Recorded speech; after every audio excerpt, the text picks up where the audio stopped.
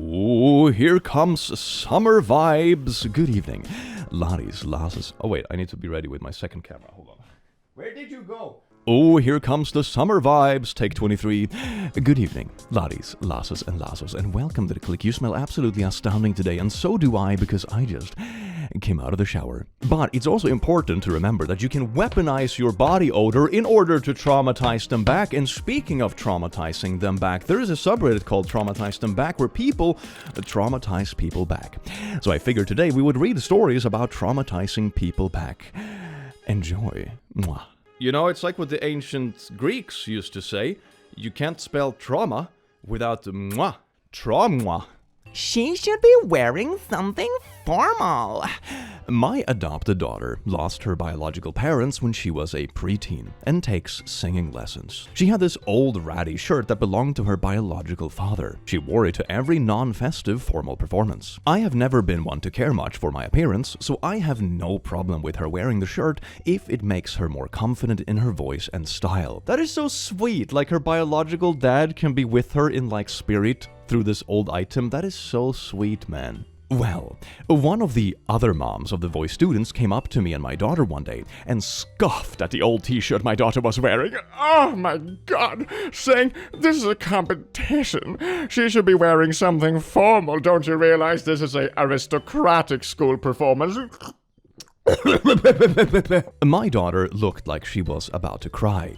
I got mad. Not that it's any of your business, but that t-shirt is all my child has left of her father. The mom looked pale and quickly left. Ooh, I do hope more people around you overheard this as well. Because one really good way to get people like this to stop is just intense and massive peer pressure. Think of it as ethical peer pressuring, you know? It's not like, oh my god, teenage friends, let's climb up on a roof while drunk. You know, this is ethical peer pressuring, getting Karens to stop Karening because they're too embarrassed. Another, never assume that anyone is pregnant story. This was many years ago, but a recent conversation made me remember an awkward interaction and my unintentionally traumatizing responses. I had an ovarian cancer and all of my reproductive bits removed, and because I am a biologist, I say that I am spayed. That's a little bit of a pun territory, isn't it? No, that's nice, I appreciate that. I had someone ask me how far along I was. In a work setting, I was fairly new to my position and just meeting this person for the first time. I initially had no idea he thought I was pregnant. I was not, just bloated and in high-waisted dress pants. I responded with something like, I started full-time about 4 months ago, but did a part-time internship here a few years ago right after college. Instead of him letting it go, he asked when I was due. I asked, due? I don't think my performance evaluation is until I've been here for a whole year. Pregnancy was so far from my mind that I still didn't register what they were asking. Take it and run, boy! What are you doing? This is like a fish putting the hook in its own mouth. Oh my god, man. He persisted and got specific. Oh, how long ago were you cream-pied, little Discord kitten? God, I'm chronically online anyway. He persisted and got specific and asked if this was my first pregnancy. By this time, several other coworkers had tuned into the conversation. My response was, oh, I'm spayed. I don't have a uterus, so there is absolutely no possible way I could be preggo. He turned all sorts of shades of red and started, blah-blah-blah-blah-blahing? Since I generally have no filter about my medical conditions, I continued. Yeah, I had ovarian cancer, so they had to remove all my lady bits. Ovaries, fallopian tubes, uterus, cervix, some abdominal lymph nodes, and some surrounding tissues. All while I was pointing to my belly in the general location of said bits. There was a super awkward silence. And I tend to fill a super awkward silence with whatever pops in my head. So I continued. I guess they should have removed more surrounding tissue, huh? Maybe then I wouldn't look pregnant. Another coworker popped in to shuffle us to a conference room to start a meeting 15 minutes early. The guy avoided me for the rest of the 2 years I worked there. You know, with how common stories like this are, when someone very publicly, falsely, and confidently presumes that someone is pregnant and it ends up very awkwardly and weird, you would have assumed 99% of us have just learned from others people's mistakes that, oh, I don't want to end up in this situation, so I'm just gonna avoid this, you know? You would have thought that would be the case, but no, social Darwinism is still going strong, baby. A woman complained about breastfeeding. I was at the grocery store when my youngest got hungry, so I turned around and latched him onto my bobs. He's happily eating away, so I thought I was in the clear, right? Oh, how wrong I was. This older woman comes stomping across the aisle with a scowl on her face. Excuse me, I can see, and it's disgusting. Cover up! Man, has she never seen a pair of Hakuna Matatas before? That is so sad. Have you ever noticed how the most aggressive people that would confront people wildly in public are always the most snowflakey people as well? It's very fascinating how that works. And now, mind you, my whole nip area is covered, and all you can see is bob skin. Okay, so you're showing as much as a summer cleavage, basically. Oh no, the outrageousness. Don't you realize this is a grocery store? Gah! You're gonna traumatize the packaged milk or whatever. Okay, moving on. Like what you would see in a shirt, for example. Yeah, exactly. It's just summer cleavage. Oh my god, imagine being this offended. My inner mama bear got triggered, so I pulled out a knitted hat with a bear bob on it, nip and all, and draped it over babies. I looked her dead in the eye and said, "Is that better?" I have never seen someone run so fast. Oh, that is good. It's just doubling down on it, because you know that this Karen is trying to make you feel embarrassed enough to change your ways according to her beliefs or whatever. But then you just double down and you make it very clear that you're not embarrassed by this in the least, and she's the one making a scene. Oh yes, indeed. It's beautiful, isn't it? Ethical peer pressuring galore.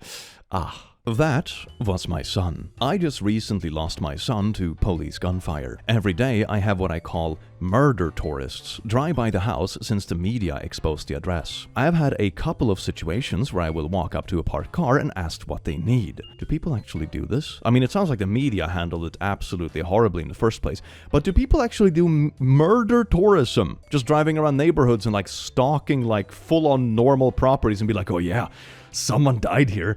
I mean, the family still lives here and it happened 2 weeks ago, but I mean, let's just sniff around here. That's not insensitive and invasive at all. People are absolutely insane, man. They treat it like it's a reality show or something.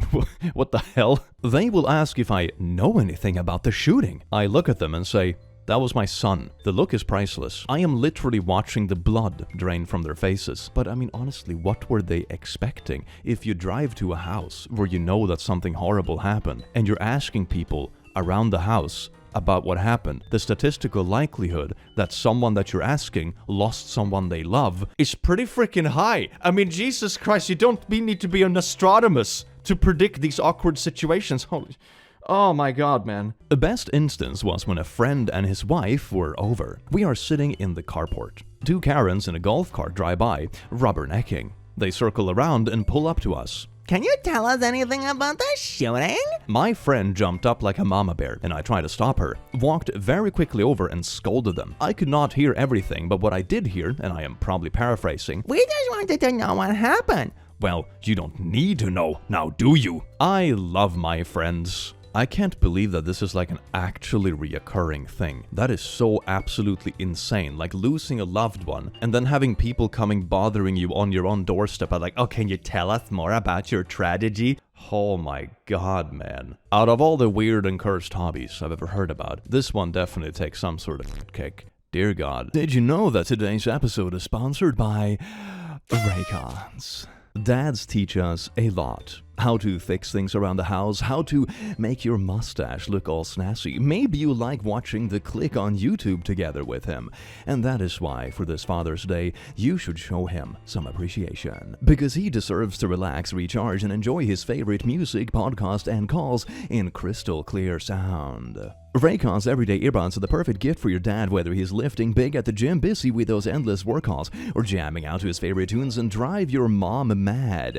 Give your dad the gift of premium audio that goes where he goes. Raycon's latest model is better than ever, with a 32-hour battery life and multi-point connectivity that lets you pair with two devices at once. Finally, Dad can wave bye to that tangled old pair of wired earbuds. Personally, I really love the active noise cancellation and the quick charge function. 10 minutes of charging yields 90 minutes of battery because sometimes I just procrastinate when I should be charging my stuff. They are also weatherproof and sweat resistant, perfect for your dad to bring with him to the gym. If your dad is anything like me, enjoys working outdoors, enjoys going to the gym, listening to podcasts or YouTube videos, then these earbuds are just for him.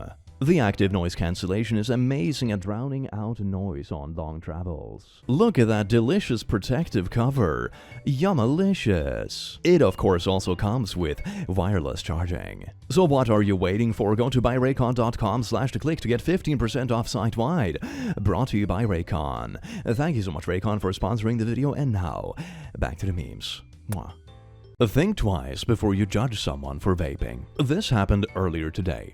I was at work, outside for a smoke break. I vape. One of my coworkers came outside and took it upon herself to start lecturing me. You know vaping kills people, right? There is metal and other chemicals in vapes that are so bad for you. You should quit and look to God for guidance. I mean, I'm personally not very big on smoking, right? But I don't typically go up lecturing people because whatever you're gonna lecture them about, they probably already know. And also, telling someone to look for God for guidance about vaping sounds incredibly patronizing. Has this ever actually worked? I'm just putting that out there. Has this ever worked for anyone as a strat? She just kept going on and on about how badly I should quit. Now, I don't entirely disagree, but I find it rude to just comment on someone else's habits unsolicited like that. I mean, it would be one thing if you're like smoking inside of a train or something like that, but like going out for a smoke break, minding your business and stuff, like I wouldn't endorse the smoking myself. I don't think it's a good idea, but you're also not really bothering anyone. Like, you know, it's not something you get up in someone's face about. So I responded the best way I knew how. Well, there are lots of worse things I could be doing right now instead of vaping. My mom got me hooked on drugs when I was a young teen, and I have been clean of fentanyl and other hard drugs for about 9 months now. Vaping helps me do that. So right now, it's one day and one thing at a time for me. This is all true. Her eyes grew so wide, and she immediately apologized, saying, I'm so sorry, I didn't know all that. I don't expect people to know, but maybe next time she will think twice before giving unsolicited advice. I mean, not confronting people when you don't know their entire story is perfectly valid, even though in this case the context is certainly quite unusual, I would imagine. But you're probably also preaching about something they already know. Like, I don't think most people vaping do it because they think it's like a health fix, you know? They probably do it because of like stuff like this, or because it's cool, or whatever. You know, asking them to find God isn't gonna convince them one way or another anyway, so why bother getting up in their face, fam? Sorry you had to cover for me. I am a teacher. Yesterday we had state testing and I wasn't able to be there. This testing is stressful for the kids and staff as a lot is riding on it. Since I was out and subs can't administer these tests, they pulled out one of the PE teachers to do it. She left something in my class yesterday and came to get it this morning. As she walks in, she says, Thanks for making me test, Mr. Cobb. Very snarky. Her attitude pissed me off. Sorry, Dad is dying of bladder cancer and I had to take him to chemotherapy yesterday. The look on her face was priceless. I was just kidding. Actually, I think you are lying about the fact that you were kidding. Because you're only saying you were kidding to get out of the social consequences that you brought on yourself by being snarky because the other person has a better clapback. So you're both a liar and a bad jokester. Checkmate, little Miss Teacher Snark. She was mortified. Sure you were, but I am still going to take care of my dad. Edit, thanks for the well wishes everyone. Agent Orange is a birch. Thankfully, he is now rated at 100% by the VA, so he has no money worries. This is something that you notice about people quite often, right? The people that will apologize or claim they were kidding when they realize they're not getting away with whatever they were trying to get away with. The same goes, for example, for people that are like quite aggressive, for example, and they get some clapback for it. And they're like, oh my god, I wasn't serious, I was kidding, I'm sorry. It's like, okay, but would you still be saying this if you didn't get the clapback? The answer is probably no. It's kind of funny that way. People only apologize when they face consequences. Humanity is great. He made it weird. I made it weirder. Once upon a forever ago, I lived in a small town and had dated 2 friends from a group at different times. Years apart, small town etiquette was observed. One night I was hanging out, and one of the friends I hadn't had much of a rapport with decides to say loudly across the room, So you slept with both friend 1 and friend 2? How was it? Who was better? Obviously, he's trying to embarrass me, but our flings weren't secrets. Again, small town. So he was just being a butt, trying to stir drama, which again was weird as only friend 2 was there. So cringe. I'm a few drinks into my night and unbothered, so I reply just as loudly, Dude, if you want to know how they are in bed, you should fuck them yourself. He left me alone after that? Oh, that's such a good response. If the other friend were in on it, they should have totally played into it and be like, oh, so you want to find out who's the better, huh? And just be overly flirtatious and make this poor little dude cringe out. Because you know that people that act like this are probably also kind of like scared of the gay, if you catch my drift. It's always really funny to mess with these sort of people because they dish out a lot of stuff, but they cannot take any of it. It's very entertaining. Yes, I look so amazing after the weight loss. About 10 years ago, I was diagnosed with kidney cancer and have a very large mass which had encapsulated my left kidney. I had lost a lot of weight, and this was on the day after I had found out I had gotten cancer, and I hadn't told anyone other than my husband. I was drawn, haggard, and gray. Work colleague, me. Work colleague. Ickle Bunnykins, you look amazing. You lost so much weight. How did you do it? Do I? Yes, what's your secret? Nothing, really. It must have been something. You don't look like you do it, no effort? Seriously, I've not done anything. Feeling a bit under the weather, actually. What diet was it? No diet. You have had to have a diet. You've lost so much weight. Don't you want to share? Was it Weight Watchers? What diet was it? As you haven't been on it for very long? No diet. You have to share. You don't go from looking like you did to this without dieting. Are you saying I looked bad? No. But you've lost loads of weight and look fantastic now, and I could do with losing a few pounds. It's nothing. So you don't want to share? All I'm asking is how you lost the weight. You look amazing and have done so well. It wasn't through choice. Did you have a tapeworm? Yes, she did ask this. Oh, the little weight loss pet. Have you tried a little tapeworm? Oh, you can even name it Steve. No, just leave it, please. But you look fantastic. Losing that weight really suits you. I would have thought you wanted to share. No, not really. Well, that's selfish of you. I've already told you look good. Do you want me to beg? Don't be daft. Can we just drop it? No, I want to hear how you lost all that weight. Kidney cancer. I have a tumor the size of a honeydew melon, and it's encapsulated my kidney. Happy now? But you look amazing. Oh my god, social media and their impossible beauty standards of cancer, disgusting. You know one thing I have learned through life, which is like a pretty decent rule of thumb. You only really bring these sort of things up when it's pretty obvious something is purposeful, right? Like for example, if you were talking to a friend about them going to the gym more or getting a gym membership, and then when you see them in 2 months, they have lost some weight or put on some gains or whatever, and you're like, oh hell bro, your efforts are really paying off. Yeah. You know, you read into the context, right? Because stuff like this can be to a bunch of different reasons, right? And sometimes it's very silly to assume, or you just wait for someone else to trip on the social landmine like this lady did. You know? Social Darwinism strikes again, baby. Homophobic parents. Be even more homophobic. Hi. For some context, I, 16 male, am gay. Only out to my group of besties and my brother. And part of a Muslim family, they are wonderful and I love them with my whole heart and soul. But my mom and stepdad, 42 female and 46 male, are homophobic. My brother, 13 male, isn't as much, though he does have some slight aversion to the LGBT community. I mean, in the brother's defense at least, he's 13 years old and might just grow out of it. 13-year-olds have a tendency to pick up like kind of bad takes or edgy things that they eventually grow out of. So there is plenty of hope. So we were on a road trip on our way to some auntie's house, and me and my brother were watching Mean Girls on my phone. We were having a good time. The jokes were funny and my parents were chatting indistinctively. That is, until a certain joke happened in the movie. I think the joke was about some kids holding a gun saying they used it to hunt animals and homosexuals. I laughed because, haha, get it? Southern Americans, am I right? But my dad was not having it. In the middle of the road, he turns to see me and my brother and says in a kind of threatening tone, "Did I just hear the word homosexuals?" I said, "Yes," and that it was just a joke in the movie. And then he said, "I better not see you watching that weird gay content."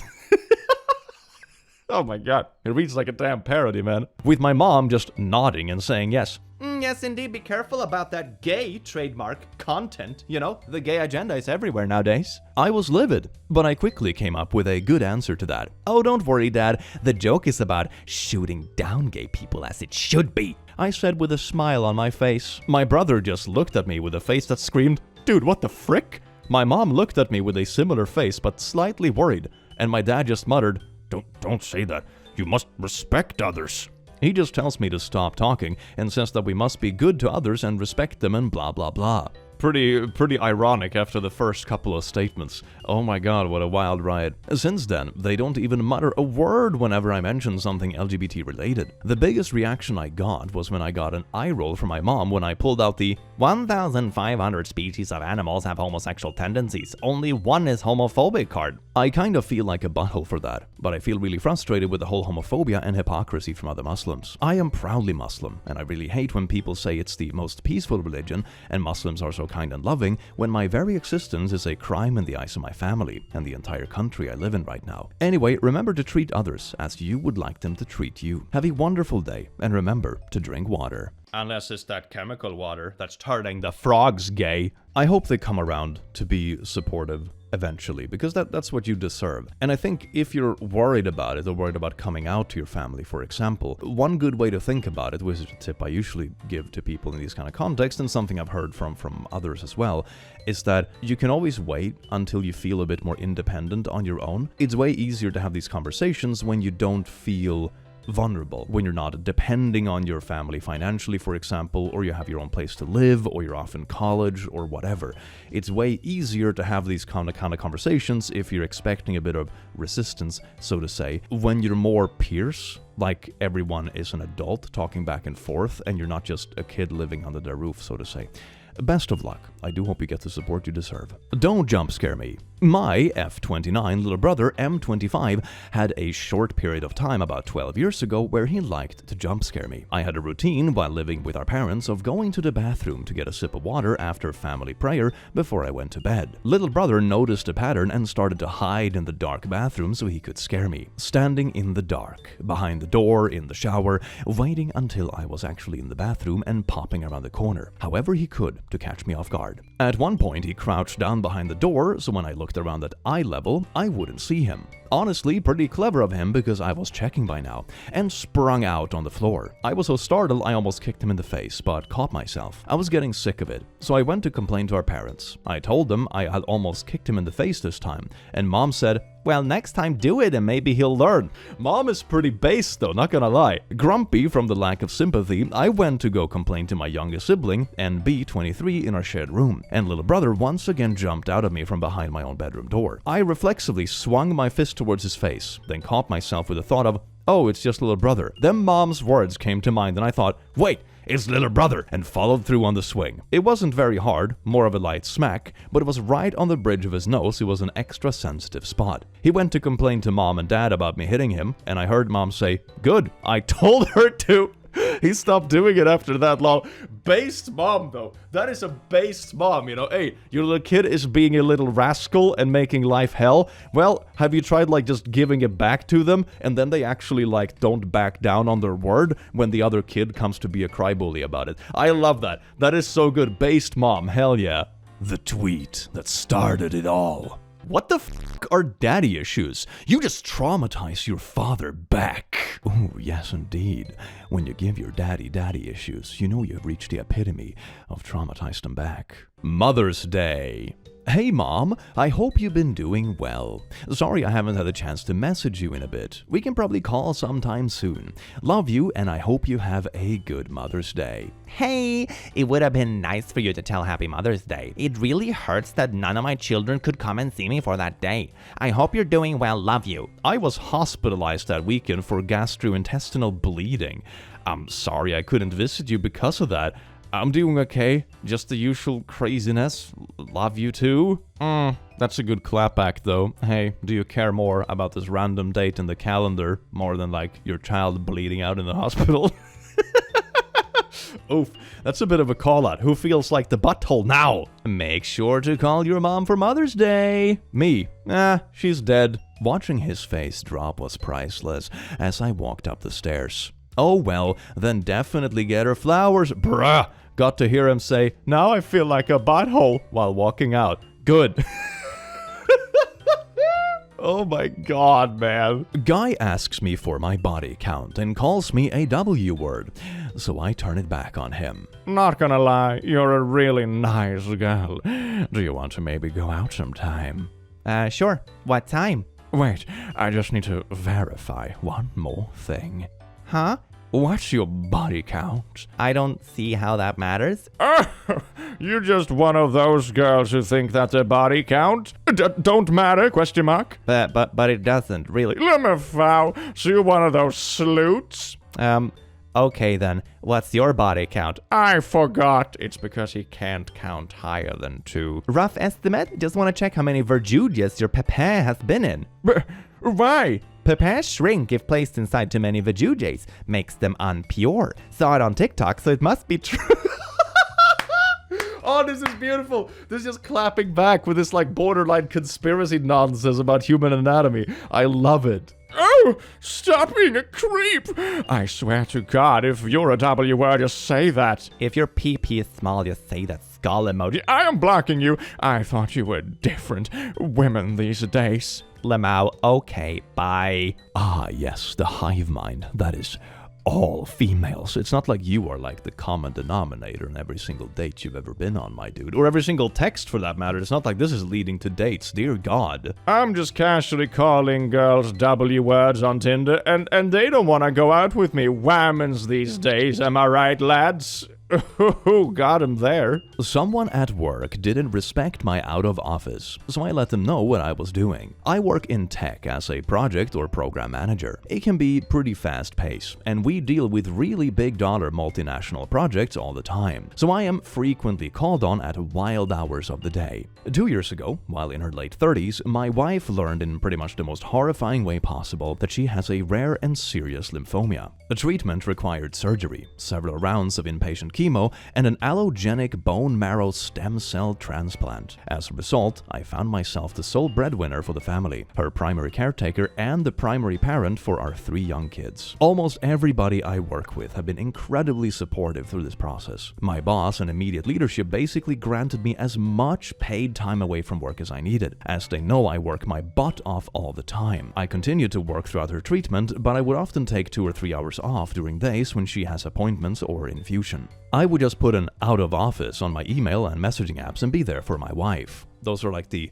automated out of office responses that you can put in, like, for example, Outlook. One salesman didn't care. I guess his commission check was too big for him to let something like an alert that I am out of office keep him from blowing up my messages about how I need something urgently. I should have ignored the messages, but I responded that I am out of the office and would call him back later when I was available. He couldn't take no for an answer, so I answered his Teams call with my camera on from the infusion room at the oncologist office, where my wife was sitting, bald and curled up in a ball with a combo of chemo, sick, and exhaustion from the BMT. He asked where I was, and I told him, and suddenly the call was not urgent.